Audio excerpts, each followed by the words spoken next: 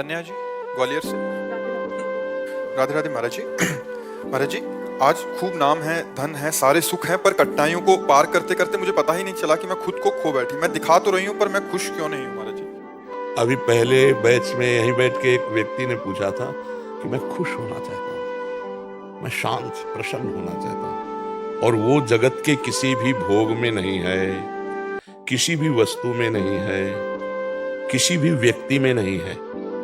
किस अमुक व्यक्ति मिल जाए तो मैं खुश हो जाऊं, असंभव। वो अगर मिल भी जाता है तो उसके बाद फिर दूसरी मांग हो जाएगी। कुछ दिन बाद वो, हमारे मन का एक स्वभाव है नवम नवम, मन की एक मांग है नवम नवम। कुछ भी हो, कुछ दिन बाद वो उससे हट जाता है और एक नई खोज करता है। जब तक उसे परम नहीं सुख मिल जाएगा तब तक वो रुकेगा नहीं। पक्का समझ लो, आप रोक के दिखा दो। परम सुख भगवान के नाम में, भगवान के चरणों में है।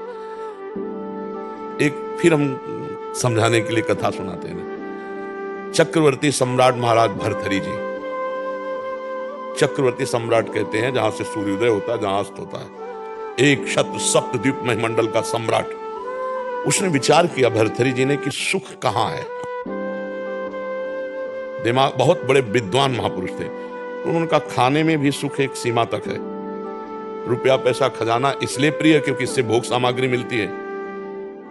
पैसे की मात्रा क्या है? भोग सामग्री मिलती है। अगर पैसे से भोग सामग्री नहीं मिले तो हम कह रहे तुम्हारे को नाम जो है एक ट्रक 2000 रुपया आप कर दिया जाए, 2000 का नोट आपके किसी काम आएगा क्या? आपको बेकार आग लगा दो। और 500 रुपया क्योंकि उससे सामान मिलती है। रुपये का महत्व है वस्तु, वस्तु भोगने के काम में जो आती है, पहनना ओढ़ना है सब। इसके बाद एक आंतरिक सुख की मांग होती काम।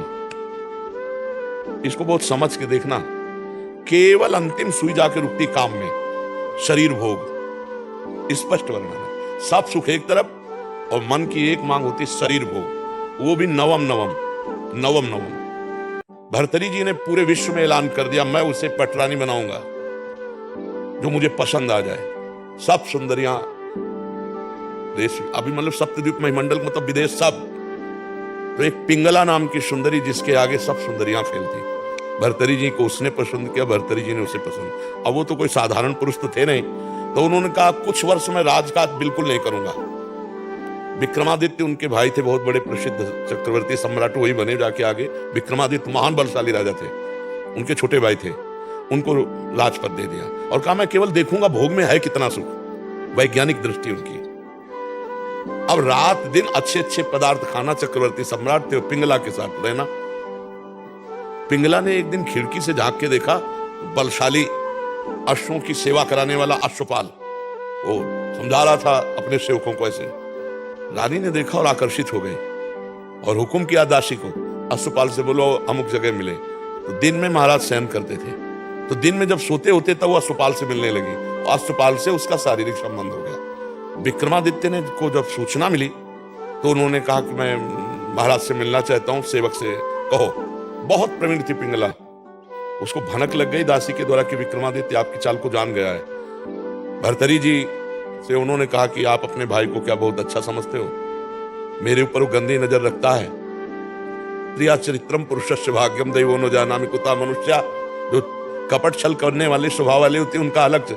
अब विक्रमादित्य ने कहा मैं भ्राताश्री से मिलना चाहता हूं और उसने पहले ही क्लियर कर दिया। तो विक्रमादित्य के पास क्रोधित हो गया। उनका कभी नहीं समझता था तो ऐसी दृष्टि। तो उनका भैया हम जो बात बताना चाहे मैं समझ रहा हूं कि तू यही तो कहना चाहता ना पिंगला गलत है। तो उनका हाँ भाई गलत है हमारे पास। बोले तुम कितने सही, निकालो इसको।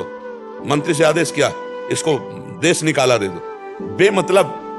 अब विक्रमादित्य ने मंत्रियों से कहा भाई इस समय हमारे उसके शासन में है, जीवन इनका बहुत खतरे में है, संभालना राज्य, और मैं अमुक जगह जंगल में रहूंगा, जरा भी खतरा हो तो मुझे बता देना, और भाई की आज्ञा का पालन करने के लिए।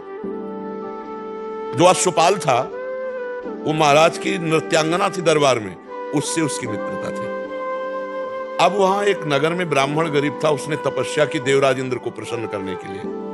देवराज इंद्र प्रसन्न हुए और एक फल दे दिया, कहा इसको खाओगे तो अमर हो जाओगे, और अंतर ध्यान हो गए। उसने कहा मैं गरीब आदमी धन चाहता था, अमर होके क्या करूंगा? तब विचार आया कि धर्मात्मा चक्रवर्ती सम्राट महाराज भर्तृहरि को दे तो वो हमें धन दे देंगे। ऐसा ही किया। महाराज की जय जयकार हो। आज तक दरबार में नहीं आए थे, लेकिन ब्रह्म ऋषियों को जाने का आदेश था। वो गए, महाराज की जय जयकार हो। महाराज मैंने तपस्या के द्वारा अमर फल प्राप्त किया है, मुझे धन दिया जाए। तो उन्होंने खजाने में कह दिया जितना मांगे धन दे दो, और अमर फल लिया और विचार किया मैं अमर होके क्या करूंगा, अगर पिंगला अमर रहेगी तो पिंगला को दिया खा लो। पिंगला ने तुरंत विचार किया मैं अमर होके क्या करूंगी, अगर अश्वपाल जीवित रहेगा तो अश्वपाल को दे दिया। अश्वपाल ने सोचा मैं अमर होके क्या करूंगा, जो हमारी नृत्यांगना महाराज की है वो अमर हो जाए तो जब तक जीवित रहूंगा। नृत्यांगना ने सोचा मैं अमर होके क्या करूंगी महाराज को समझ रहे ना, देखो जब पोल खुली होती है तो मैं अब जो नृत्यांगना थी उसने मंत्री से प्रार्थना की कि महाराज से मैं मिलना चाहती हूँ, आदेशवाद। तो उसने कहा महाराज ये अमर फल है, आप इसे पा लीजिए, आप जैसा धर्मात्मा राजा अमर होना। ये सच्ची बता तुझे अमर फल कहां से मिला, क्योंकि तपस्या से ब्राह्मण ने प्राप्त किया, तू वैसे तुझे कहां से प्राप्त। बोले महाराज ये प्राण क्षमा किए जाए, हमारी दोस्ती है अश्वपाल से। अश्वपाल जो महल के नीचे ही, उनका जाओ किसी से कहना मत। अश्वपाल को बुलाया, बोला जानते हो हम तुम्हें क्या कर सकते हैं। तो कांप रहा था पहले से, बीच सभा में आरे से चिरवाएंगे अभी तुझे, और अगर तू सत्य बोल देगा तो तुझे क्षमा कर देंगे, बिल्कुल कोई दंड। बोले महाराज पिंगला जी ने दिया। क्यों, पिंगला से तुम्हारा क्या संपर्क। बोले विक्रमादित्य ठीक कह रहे थे, हमारा पिंगला से शारीरिक संबंध है। महाराज भर्तहरि के होश उड़ गए, मुझ चक्रवर्ती सम्राट से वो खुश नहीं। पिंगला को बुलाया सभा में, आज सभा में उतर के गए, पूरी सभा लगी हुई थी।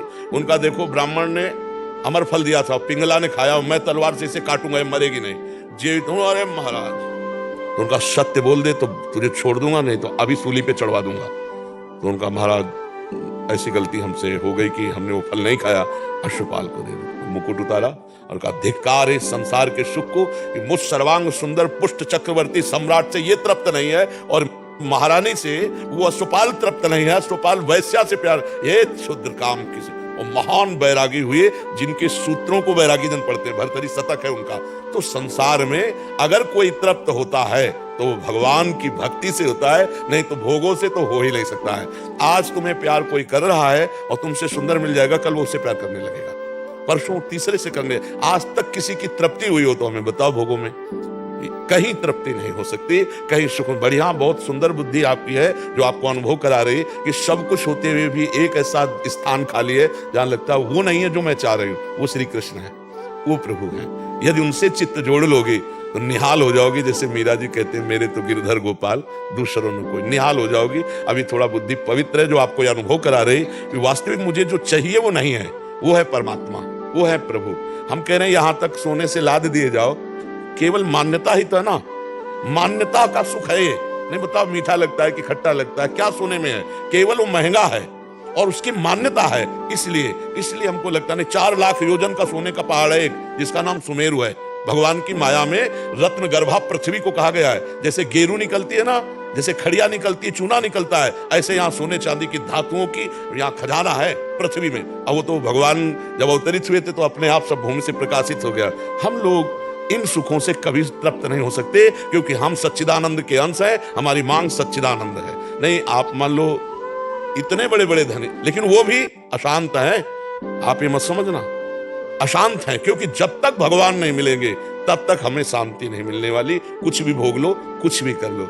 और देखो शांति कैसी और तृप्ति कैसी, जब केवट कठौता में भगवान के सामने जल ला के और उनके चरण पखार रहा है, तो भगवान सिया जी की मुंदरी दे रहे हैं, सिया जी की मुंदरी। लेकिन वो क्या कह रहा है, अब कछुनाथ न चाहिए मोरे, दीन दयाल अनुग्रह तोर। क्यों, अति आनंद उमगी अनुरागा, चरण सरोज पखारन ला। भगवान के चरण से जो आनंद मिला, केवट कहने लगा अब कछुनाथ न चाहिए मोरे। भगवान के बिना मिले ये शब्द नहीं निकल सकता कि अब मैं सुखी हो गया, आज के बाद मुझे कुछ नहीं चाहिए, मैं जो चाहा वो मुझे मिल गया। जो चाहा मिला, 4 चाहें और खड़ी हो गई, 4 समस्याएं और खड़ी हो गई। इसलिए सखी, भगवान ही एक हैं जिनके मिलने से तृप्ति हो सकती है, दूसरा कोई नहीं है। यहाँ 4 दिन का शरीर है, आज जवान है कल बूढ़ा हो जाएगा। भरोसा एकमात्र श्री भगवान में, चित्त भगवान में, अभी परमानंद है, अभी इसी क्षण आनंद है। वो भाई भी कह रहे थे कि सब कुछ बस मैं खुशी चाहता हूं। तो खुशी किससे मिल जाएगी, घर मिल जाए, गाड़ी मिल जाए, ये सब किसी के पास है, वो खुश नहीं है। जो तुम सोच रहे हो वो किसी के पास है इस सृष्टि में। ए भाई, महाराज ययाति का नाम सुना है? शुक्राचार्य की पुत्री देवयानी, जो देवता भी मोहित हो जाए इतनी सुंदरी थी। वृषपर्वा की पुत्री शर्मिष्ठा, जो दैत्यराज वृषपर्वा, 2 पत्नियां।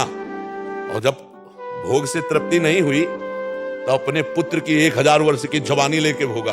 फिर इसके बाद घृणा आई कि धिक्कार है, मुझे अपने पुत्र की जवानी भोग डाली, फिर भी कोई सुख नहीं, वही भोग वासना। तब उन्होंने लिखा, एक पुरुष को जो भगवान से विमुख है, सृष्टि के सारे सुख मिल जाएं तो भी वो तृप्त नहीं हो सकता। इसका मतलब है कि हम जैसे भी हैं, अगर भगवान से जुड़कर संतोष कर लें तो आज सुखी है, आज आनंद है। अगर भगवान से न जुड़े तो